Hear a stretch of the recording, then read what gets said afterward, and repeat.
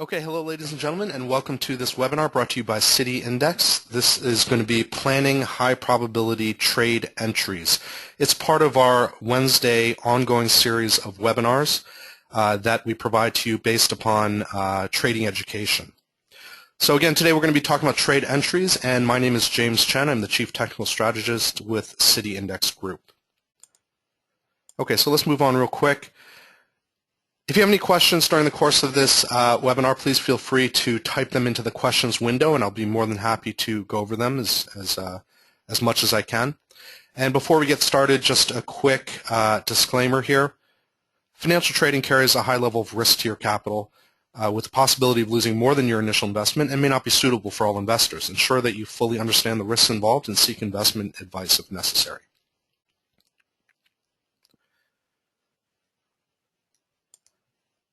Okay, and again, my name is James Chen. I am the Chief Technical Strategist with City Index Group, which means I deal with mostly the technical analysis aspects of trading. And this is basically about myself, but I think most of you have been on these webinars in the past for the past several weeks, and going forward for many weeks to come. So I'm not going to go over any of this anymore. Okay, so in terms of the ongoing educational webinars on Wednesdays that I just mentioned, we went through a bunch of different webinars in the past several weeks, and we have an updated list of the webinars going forward. So, as I talked about several weeks ago, we went over an introduction to trading currencies, indices, commodities, and shares. Then we talked about indicators, chart patterns, and using multiple time frames when analyzing charts, and we talked about that last week. And of course, this week we are talking about planning high probability trade entries. We're only going to be talking about the entry aspect of it. And this webinar is going to be a little bit shorter than others because I am only focusing on the entry aspect of it, which is actually a very small part of the actual trade. There's a lot that goes into the trading before the entry and after the entry, and the actual entry is one specific point in time. While it's very important, it's not as important as many of the other aspects, including actually planning the trade, managing the trade, and exiting the trade. Now, most beginning traders and most traders in general really stress the entry, and for good reason. It's good to have a very good entry, but the exits and managing your trade are equally important. So I really want to stress that, and we're going to be talking next week about exits in terms of setting stop losses and profit targets, and that's going to include managing your trade during the course of the trade. So, for example, when we talk about exiting trades, we're not just saying we have a stop loss and we have a profit target and then we set it and forget it. No, not by a long shot. What we're most of the time what we're talking about is we're actually managing the trade during the course of the trade. So, for example, instead of in addition to having a stop loss and a profit target, we're also going to be, for example, moving our stop loss to try and lock in profits, or we're going to have multiple trades going on, and we're going to be taking off, these trades at strategic points within the trade. So there's a lot to that, and I'm going to go over all of that next week when we talk about exits. And then after that, we're going to be talking about emotions and trading psychology, a very overlooked and very important aspect of trading, especially for those of you who haven't been trading very long. This is very important to at least be aware of the pitfalls of emotional trading psychology. So I'm going to go over all of that in 2 weeks from now. And then I'm going to talk about discipline, which is extremely important. Discipline combined with good money and risk management are really the backbones of trading. And then we're going to go into some more strategic types of webinars where we talk about candlestick analysis, and then we're going to go into Fibonacci trading, and then trading with support and resistance, and then trading with the trend, and then trading against the trend in terms of counter trend trading or range trading. So we're really running the running the whole course of trading here in terms of this ongoing webinar series. So we're going to be talking about pretty much everything you could possibly want to hear or know about trading. And this is, again, it's going to be on an ongoing basis. Okay, so that's going to be the series for the next several weeks. And let's get started real quick. Okay, so high probability trade entries. Again, most traders when they think about entries, they think, that's it. Should I get into this trade? When should I get into this trade? How do I get into this trade? Et cetera. And that's really their overriding concern, which really shouldn't be the case. Entries are extremely important, yes. But again, as I mentioned, what's equally important are how you actually plan that trade out, why you get into that trade, okay, the strategy that puts you into that entry, as well as what you do after that trade, which includes actually managing the trade and then exiting the trade at a certain time, whether at a loss or at a gain.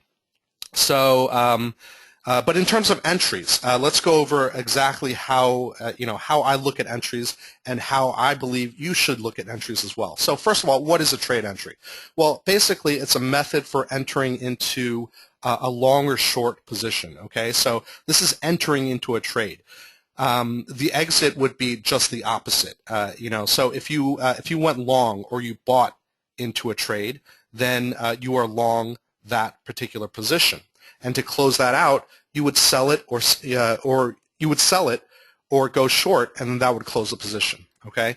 By the same token, you could enter short as well. So if you want to enter short or sell a certain market, you could do that, and that's your entry into position, and then you have a short position. In order to close that trade, you would buy it back, okay, or what we call cover, and that would close that particular short position.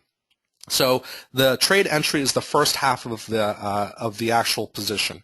You get into the position, you're in that position, and then after that, in order to realize either a gain or a loss, or neither a gain or a loss, then you would have to close that position. So that's simply what a trade entry is. Now, as I mentioned, trade entries and exits are equally important, and many people, or most people, overemphasize the importance of the trade entry. Okay.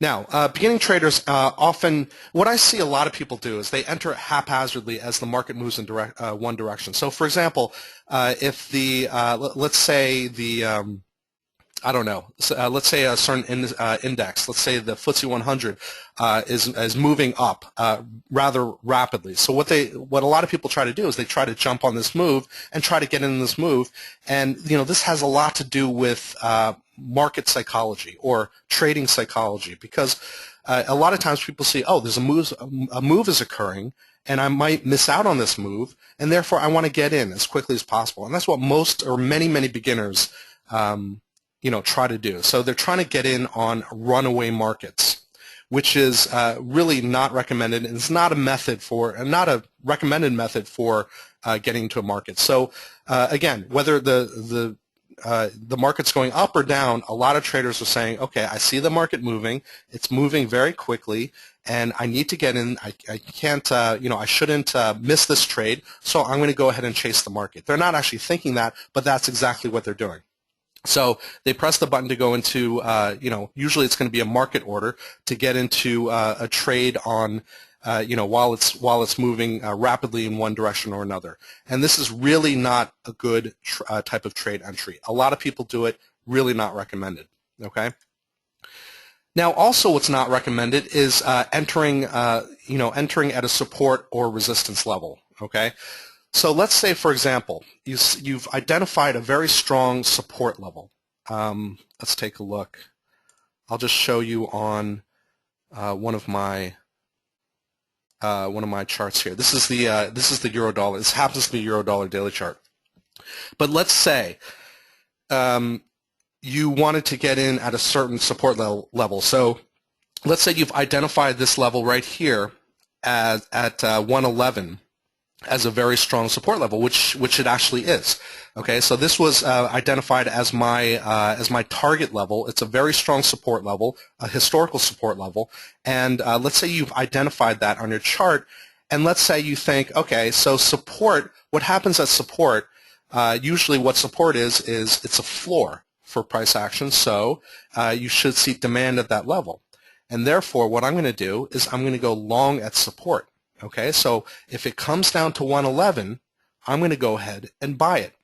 Now, this looks like a very good strategy. I mean, if you look at it right here on this chart in hindsight, you think, okay, that looks really good. It gets down to 111, and then it pops back to the upside. And, you know, I have a support level there, so I already went long there, so I'm in good position there. Now, the problem with this is there's no way of knowing, okay? So a lot of people think, okay, I'm gonna buy at support, I'm gonna sell at resistance, and then that's how I'm gonna get into a trade. Well, there's really no way to know if price action is going to stop at support or stop at resistance and you know, go ahead and turn around and make your trade a winner. There's really no way to know that. So the thing here is that you know, what you need to know is that anything can happen at a support or resistance level. Okay, anything can happen, whether you know, whether price action bounces at a support level or it breaks through a support level, you really don't know. So a lot of people may think, you know, what's the point of support or resistance? Well, the point is that those are key levels that something may happen around, but you don't know exactly what's going to happen there. So if you are just going long at a support level just because it's a support level, that is exactly the wrong way to do it. What I would rather do is look at that support or resistance level, see how price action is reacting to that level, and then trade accordingly, okay? And then I'm going to talk a little bit more about that in a minute. But just to put a buy order at a support level or a sell order at a resistance level is not a recommended way to do it. Okay, so basically, when I talk about buying long or going long at support, what you often see people trying to do is try to what's called catch a falling knife. Okay, this is a term that's been used for many an years in trading. Where traders, what they like to do is they see a market go low, especially a stock, you know, let's say an individual stock or share. It goes, you know, very low, very fast, very hard, and then people are thinking, you know, how much lower can this stock go? Okay, so this stock is dropping like crazy, but then it starts to slow down a little bit, and then we have maybe we have a double bottom or a strong support level. And what they're trying to do is they're trying to buy in as it drops, you know, as it plunges or it plummets. Okay, and this is very risky and rarely successful. Okay, so in terms of trying to catch a falling knife, what you're basically trying to do is, you know, the market is falling so rapidly, and you're thinking, how much farther can this market go? Well, the answer is a lot farther. Okay, so really you should be very wary of that type of trading, and it's equal to trying to trade long at support or short at resistance. Okay, you don't know what's going to happen at the support or resistance level. What's better is to wait for some type of a reaction before trying to make that type of a trade. Okay, so entries without a method are random, unplanned, and often unsuccessful. Okay, what do I mean by that? Well, most traders, especially most beginning traders, try to enter without a plan. Again, like I mentioned before, they try to get in on a market that's moving. Okay, so I see the market moving up, I'm going to buy. I see the market moving down, I'm going to sell. Okay, exactly the wrong way to do it, and most often unsuccessful. If you are successful doing that, you know, it's probably not going to last. Okay, it's a lot of people, you know, have a streak of luck trying to do that, and they think that they're good traders because you know, they made some money trying to jump on runaway markets. But you know, most of the time, you cannot do this on a consistent basis. It's very difficult, and it's not the basis for a trading career. Okay, so having a good entry method is an important edge to have in your trading. If you've listened to my webinars in the past several weeks, and you know, maybe you've listened to me for many years now, I've been talking about the same type of thing. In terms of edges, okay, you want to gather as many edges as you can. And I talked about confluence a lot in the past, where you see different you know, your tools telling you the same thing, which, for example, you know, let's say there's a support level, let's say there's a moving average or a Fibonacci level all at the same area, and it's all telling you that there's probably going to be a bounce at that area or what have you, then that's confluence. And it's all, in terms of edges, you want to have as many edges as possible. Confluence is one edge, okay? Being able to manage your trade is another edge, okay? And having a good entry method is yet another edge. And why is that? I'll talk about that in a second. Okay, so again, if you have any questions, please enter them in here. How to enter for a daily trade, HH.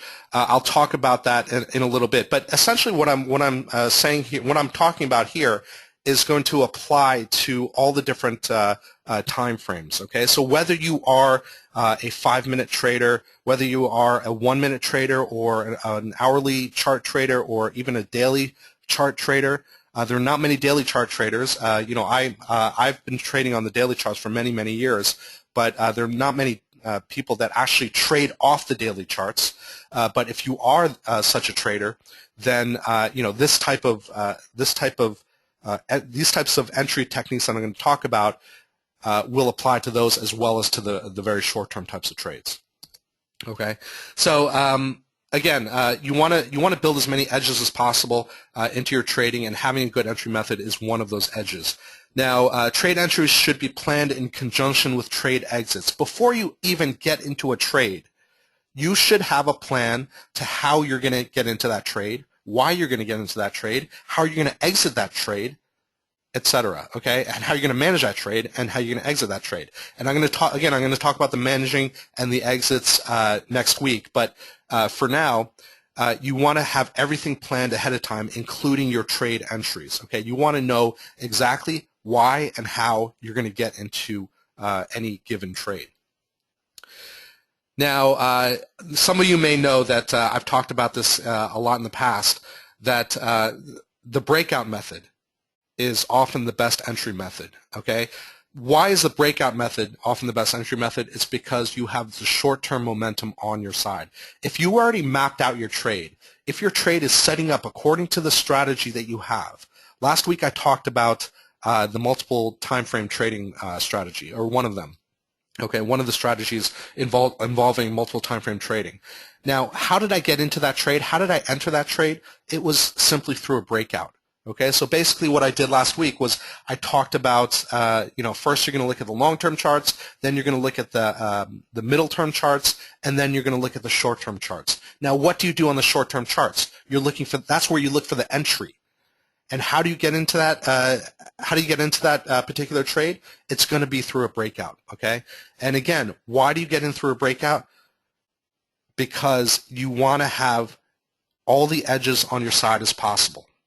Okay, so let's just going back to that example of the multiple time frame trading strategy, which if you didn't have a chance to attend or see the recording, it is recorded. It's on our website, so take a look at that if you didn't already.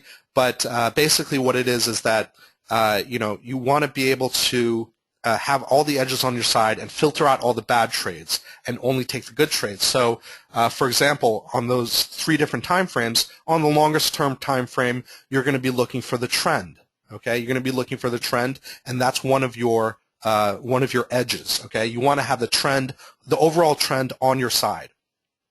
On the second time frame, the middle time frame, which is shorter than the long-term time frame, you want to look for another edge, which is going to be a recovery after a pullback. Okay, that's another one of your edges. And then finally, you're drilling down to the short-term time frame, and you're looking for that last edge, the final edge that should push you into a high probability zone. Okay, which is the breakout. The breakout is giving you short-term momentum. That is your edge. Okay, you want the short-term momentum as well as the trend, as well as the pullback recovery.